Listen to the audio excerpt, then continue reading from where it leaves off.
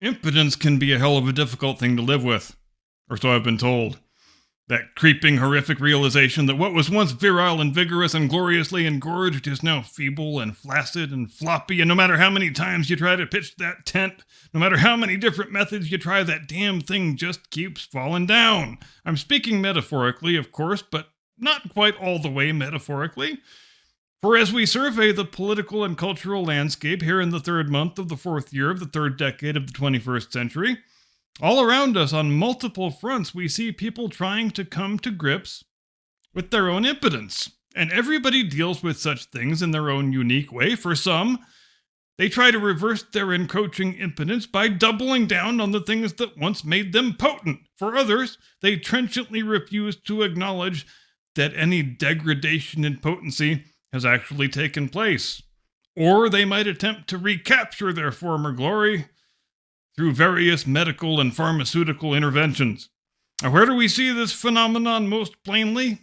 Well, in our commander-in-chief, of course. He's tried all three of the above methods and continues to try them, but none of them work because, of course, they don't. When you are a doddering geriatric with 1.5 feet in the grave who struggles to ambulate 10 feet across a piece of flat, level ground, you are never going to not be that. But there's plenty of impotence to go around, I think. There's nothing unique about Joe Biden's impotence. He is just the most obvious example of the phenomenon. But you know who else is just as impotent and just as unable to cope with it? Well, take a look around at the fake news performance artist class. Have you ever seen so many people with 8-figure salaries act so miserable and dejected? Me either. Now, where else do we see collective impotence, and perhaps most acutely of all? We see it among our self-proclaimed moral superiors in the dying, flailing, fading entertainment industry. And you'll notice a common thread running through all three of these equally impotent groups.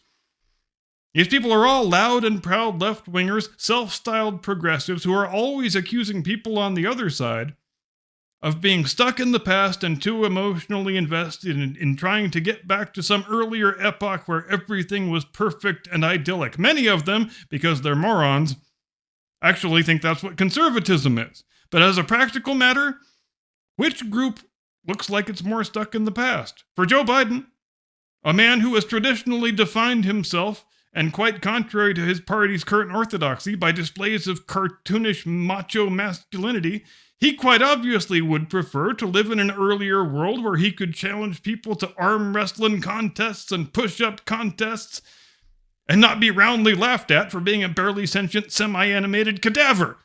For the fake news performance artist class, they would much prefer to live in a former world where their industry enjoyed widespread credibility and public trust, and Donald Trump was just some real estate developer with funny hair and his own reality TV show.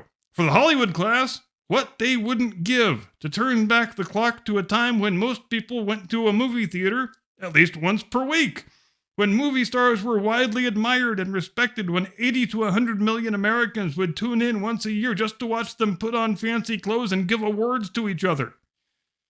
But those days are well and truly gone for the president. They're well and truly gone for the fake news performance artists, and they are well and truly gone for the Hollywood crowd. And they ain't coming back neither.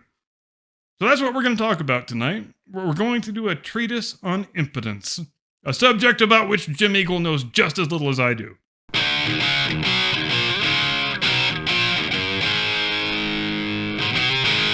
From high atop the battlements of Castle Curmudgeon, where YouTube hates me so much they have even banned my shadow.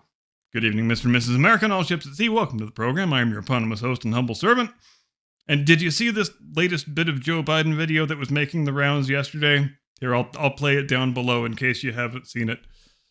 It's the one where he's standing in front of some building in the rain with two Secret Service agents lovingly holding umbrellas for him. And he stands there and stands there and stands there, looking for all the world like a mannequin in the geriatric Dotards R Us clothing store, and he keeps standing there and standing there while we hear the shrill, screechy cacophony of all the 30-year-old liberal women who now comprise the vast majority of the White House press corps. They're all shouting out questions to him, which he doesn't acknowledge. And he keeps standing there until the male Secret Service agent decides, okay, I guess I have to take the initiative here. And he takes the President of the United States by his shoulders and turns him around and physically guides him back into the building. Because we're at the point now where each time Joe Biden appears in public, even fleetingly, even without talking or taking any questions, it is just difficult to look at. If this was anybody else but Joe Biden, if it was just some random old man acting exactly the same way, and you put captions onto the video that said, Grandpa wanted to go outside and look at the rain, but then we needed to go back into the nursing home because it was almost time for tapioca and bingo and Murder, She Wrote. If you did that, there's nobody in the damn world who wouldn't believe the captions were true and accurate. Because that's exactly what it looks like. It looks like a memory care patient being taken out on his daily shuffle by a couple members of the hospice staff. And this is the leader of the free world. And he thinks you should vote to re-elect him. Which is to say, there's really nothing they can do at this point to disguise Joe Biden's impotence. And Joe Biden, during his increasingly seldom and fleeting moments of semi-lucidity, he knows that, and he hates it. Which is why we get all these reports about him yelling and screaming at his staffers when they get the unfortunate assignment of having to bring him the news that Donald Trump is leading in every swing state and the margins just keep getting bigger.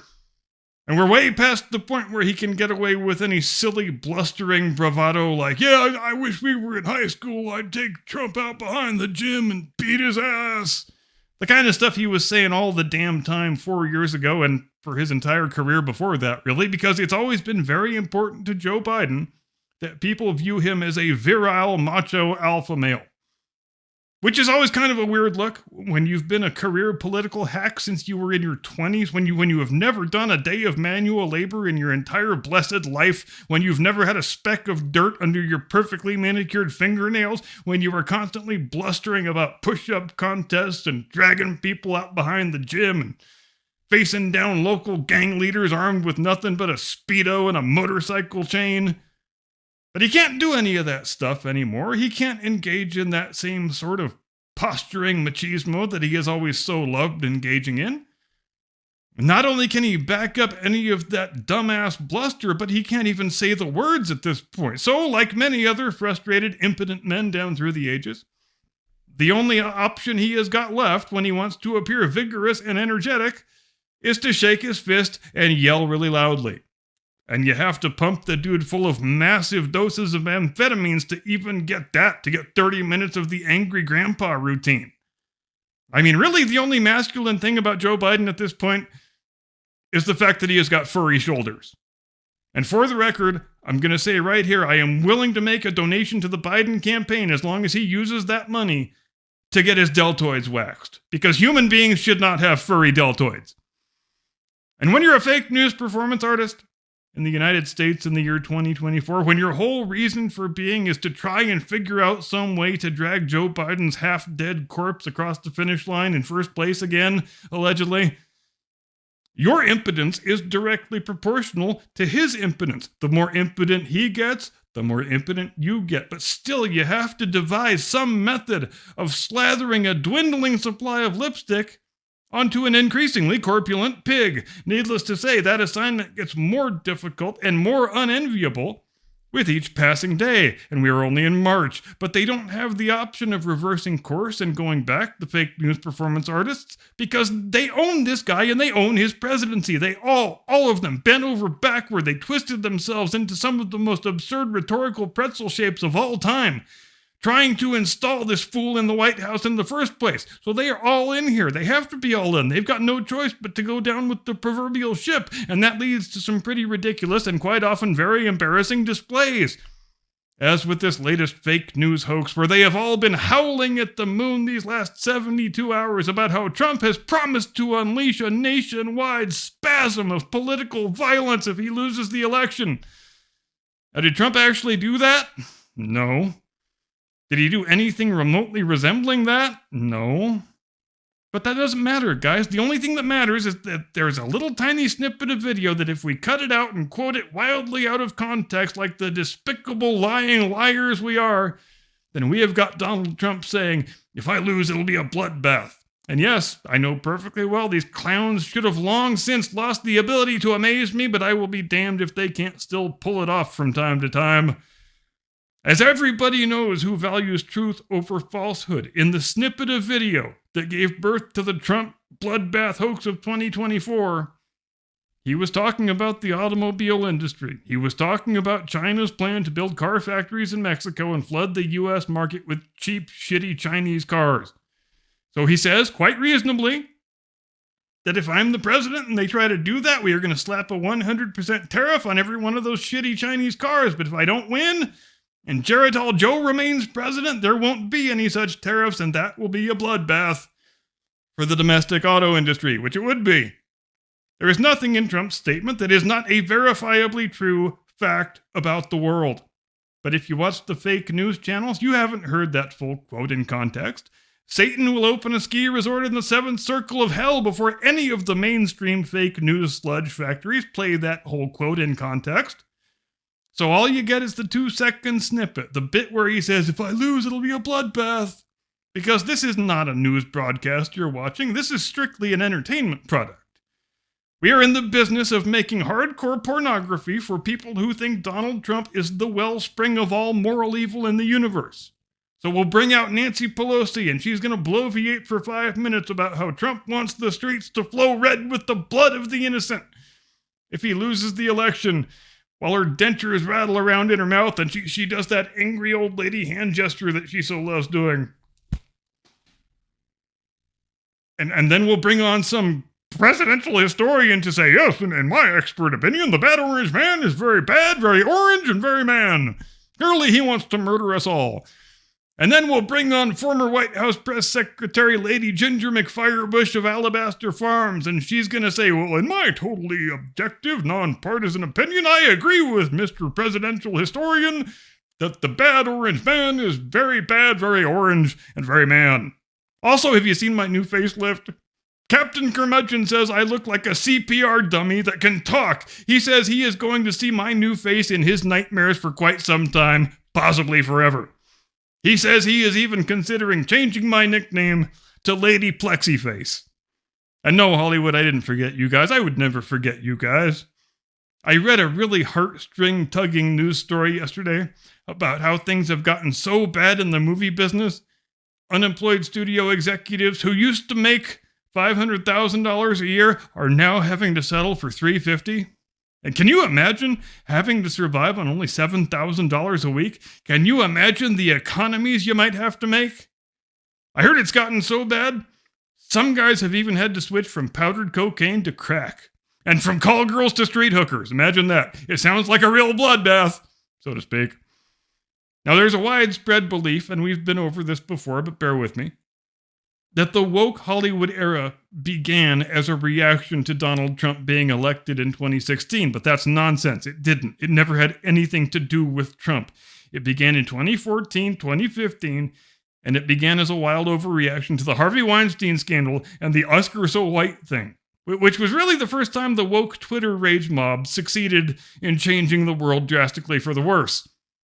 And the logic, term used loosely, it went like this. Because a majority of the Oscar nominees here in 2014 are so disgustingly white and so disgustingly male, that means Hollywood is endemically racist and sexist, and we will keep on rage mobbing until the glory of affirmative action is imposed upon the Academy Awards.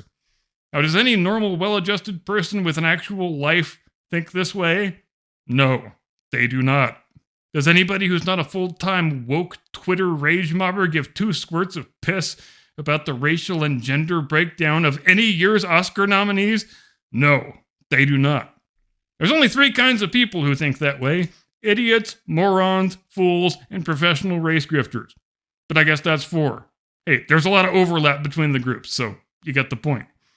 And so, because some anonymous fools on the interwebs decided they were no longer willing to live in a world where Academy Award nominations are apportioned based on quality and merit, the film industry immediately prostrated itself before the altar of the woke, and now we get to live in the wonderful world of Oscar racial quotas. And at least one person is probably dead because of that. Her name was Helena Hutchins. She was a 42-year-old cinematographer shot and killed by Alec Baldwin because he didn't know he was holding a revolver with live rounds in it. Now, how did he wind up holding such a revolver? Because the film's lead armorer handed it to him and told him it was a cold gun. The lead armorer, who last week was convicted of involuntary manslaughter and is currently awaiting sentencing. Was she qualified to be doing the job she was doing? No, not even remotely. But the woke Oscar quota system says you have to have X number of women and X number of people of color, and if they're not in the cast, they have to be on the crew. Otherwise, your film gets no awards, it's not even eligible. But you know what? If we hired this purple-haired 19-year-old weed-smoking little girl with the lip ring and the neck tattoo to be in charge of all the firearms on set, we can tick several of those woke Oscar boxes all at once. We can kill 3 birds with 1 stone. And possibly 1 cinematographer with 1 bullet. It's a point I have made before, including in the video I made right after the incident happened when we first found out who the armorer on the picture was, and I received some pretty viscerally angry reactions for suggesting that the root cause of Helena Hutchins' death was the hiring of an underqualified minority female drug user to be in charge of the firearms. And each person who reacted that way, I posed this question to him. Can you picture that person being hired for that job if no consideration was being given to the Oscar racial quotas? And I never got a straight answer. Was I surprised? No, because you can't defend the indefensible, so why try? And affirmative action, in all of its forms, in all of its different guises, does not permit of being honestly and rationally defended. If you hire unqualified people for important jobs in which other people's safety depends on that person's professional competence, the end result is going to be people getting harmed and killed. If the airlines persist with their affirmative action pilot hiring programs that they've announced, planes are going to crash, lots of innocent people will die. If the medical schools and the hospital systems persist with their affirmative action programs that they have announced, lots of patients will be harmed and killed because their doctor was incompetent. That is not a guess, that is not conjecture, it is a fact about the world. And are you willing to sacrifice your own life or the lives of your friends and loved ones on the altar of woke affirmative action policies that are designed for the sole purpose of making wealthy white liberals feel more virtuous about themselves? I myself am not, and I'm guessing Helena Hutchins' widower and her 2 motherless children probably wouldn't have been either, had they been given the choice, which they were not. Thanks very much indeed for watching. Have a great day and a pleasant tomorrow. See you next time. Do not comply. Get off my lawn.